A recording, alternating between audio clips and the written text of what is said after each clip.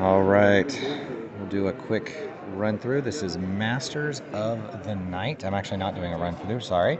This is a co-op game where you're playing as a family of vampires. You're starting on this fun tile here where you wake up in the city and you've been asleep for 1,000 years and you have to go into the city, and these agents are going to be coming out through some various card reveals, and they actually come out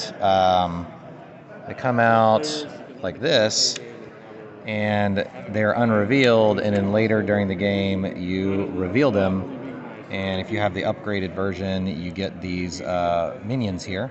If you don't have the upgraded version, you just flip over the token to show that those agents are revealed.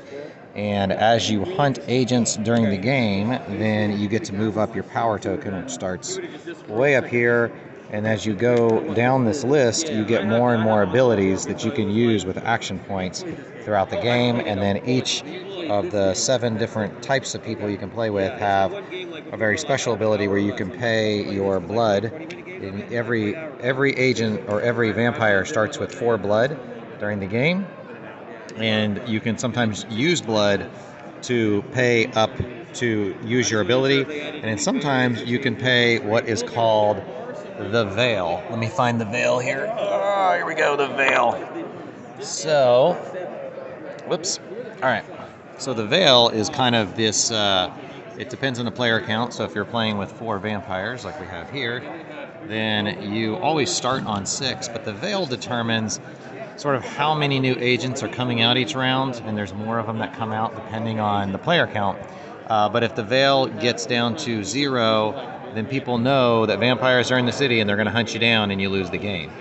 So a lot of the game is really just mitigating this veil, and you get so many, basically 2 die that are used for attacks and stuff, and you roll them on a round, and so like 6s and 5s are definite wins, 3s and 4s are wins, but you take a damage, 1 of your blood, and then 2s and 3s, but you have to get through your entire die pool.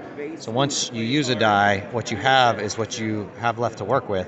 So if you get down to, say, a 2 or a 1, in order to get rid of that die, sometimes you have to take a hit, unless you use one of the abilities on one of these cards, and they're either, some of these are, let's see one.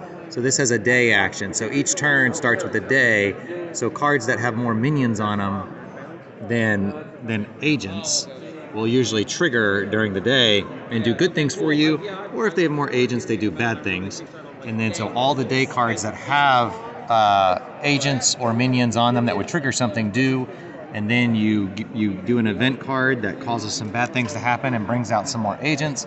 And then you go to the night phase, which is where the vampires will take their turns, and each vampire gets 2 actions that they can use from among these actions.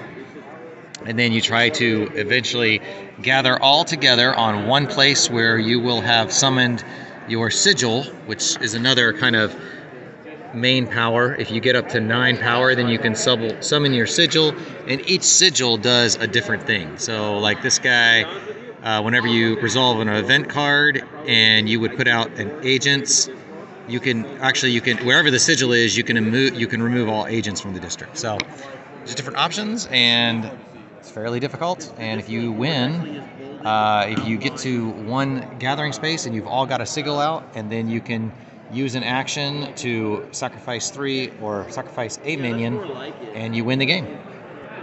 And that's Masters of the Night.